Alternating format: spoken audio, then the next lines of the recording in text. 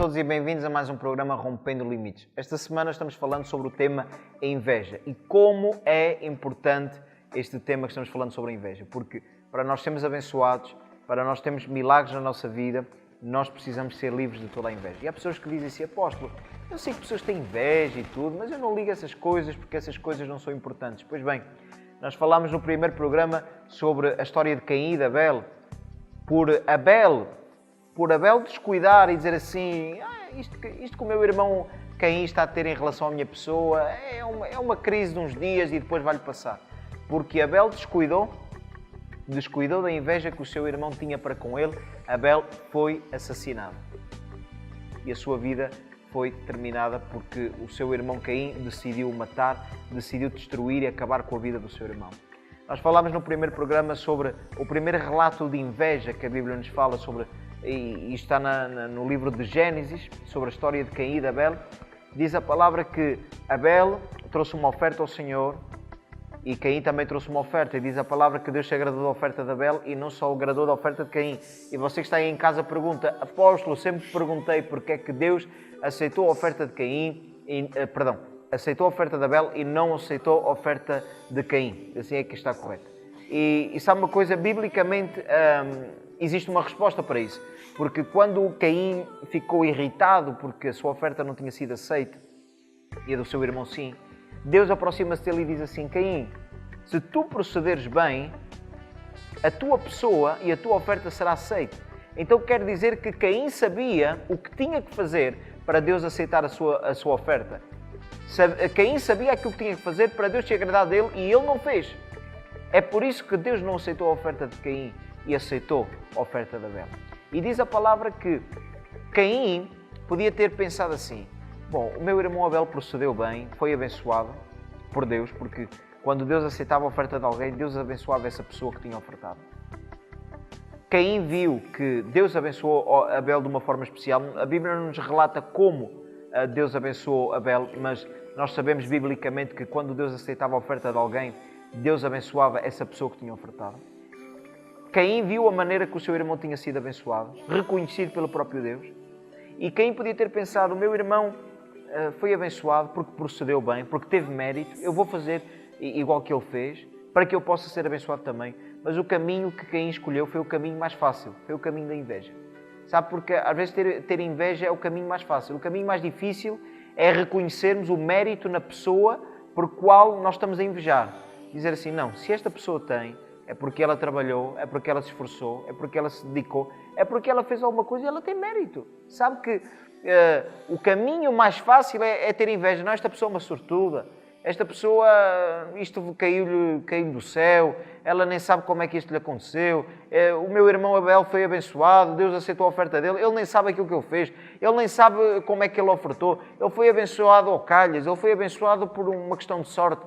E é aí que começa a inveja, por acharmos que a pessoa que nós estamos a ver a ser abençoada está sendo abençoada simplesmente pelo fruto do acaso. E então aí é que começa a inveja.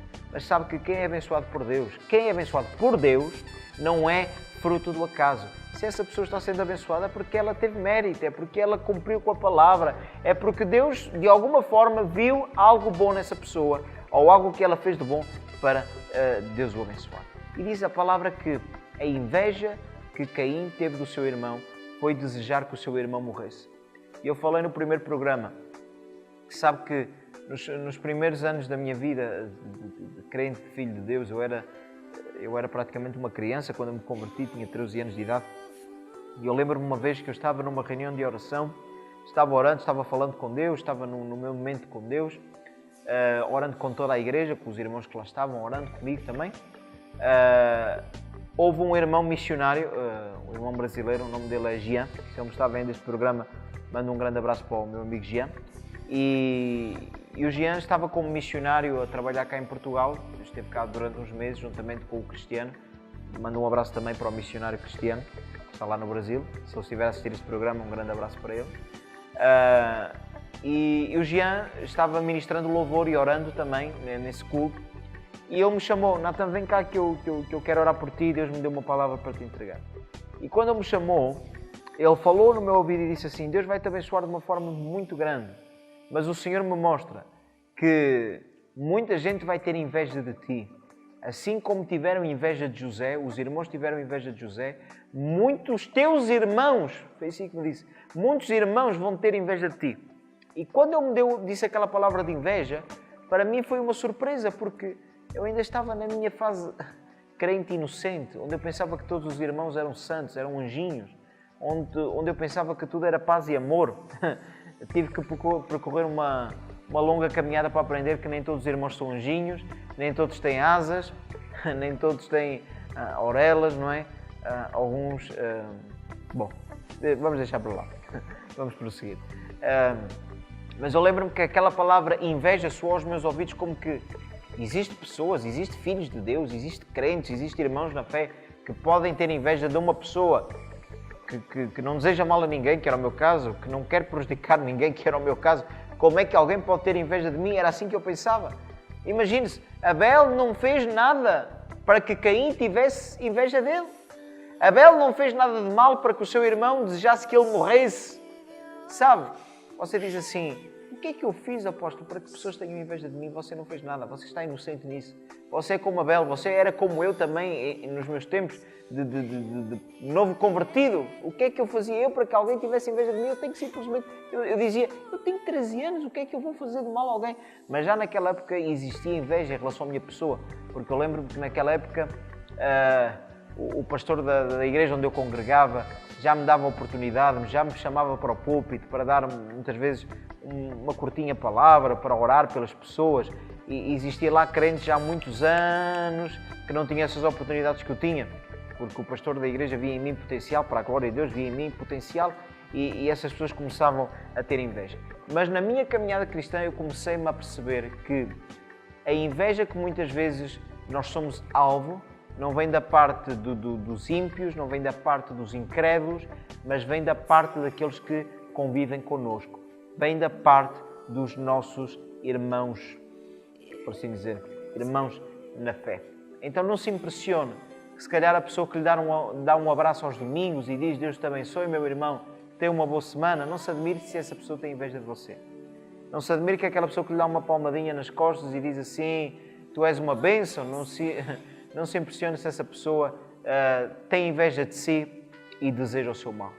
Sabe que a inveja que Caim tinha para com o seu irmão era simplesmente esta. Abel tem que desaparecer do mapa. Ou seja, enquanto Abel existir, eu vou caminhar sempre na sombra. Era assim que Caim pensava.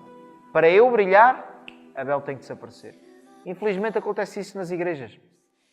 Pessoas querem pregar a palavra, pessoas querem cantar e pensam que para terem uma oportunidade para pregar a palavra, o pastor tem que deixar de existir.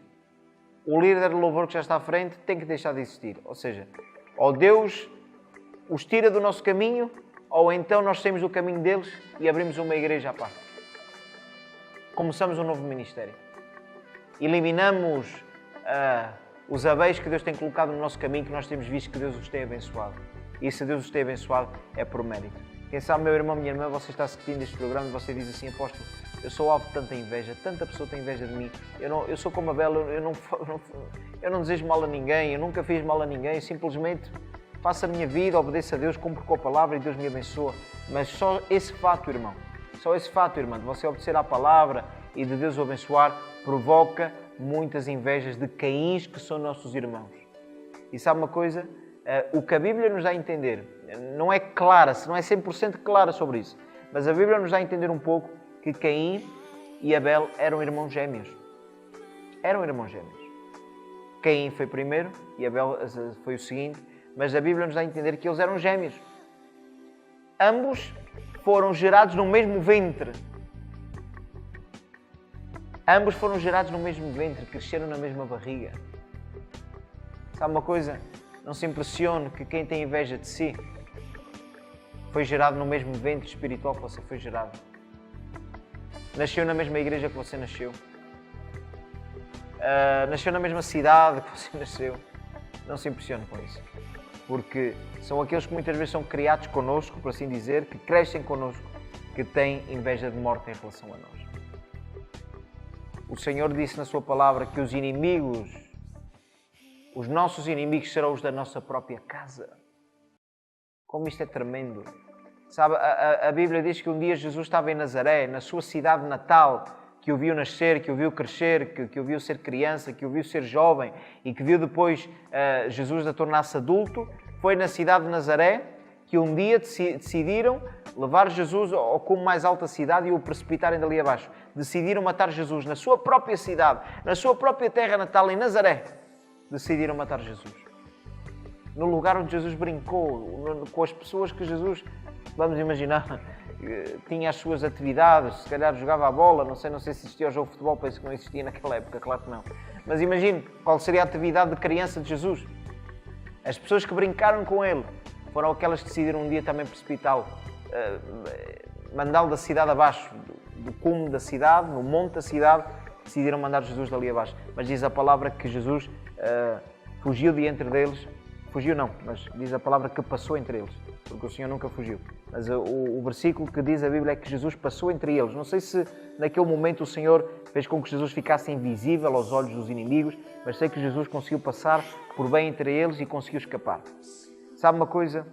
Prepare-se. Se você ainda não está consciente disso, prepare-se, porque os seus inimigos muitas vezes são os da sua própria casa, aqueles que têm inveja de si, aqueles que muitas vezes desejam o seu mal, são os seus irmãos na fé, são os Caíns que são gerados, que foram criados consigo, que desejam muitas vezes o seu mal. E a inveja que tinha Caim em relação a Abel desejava que Abel morresse.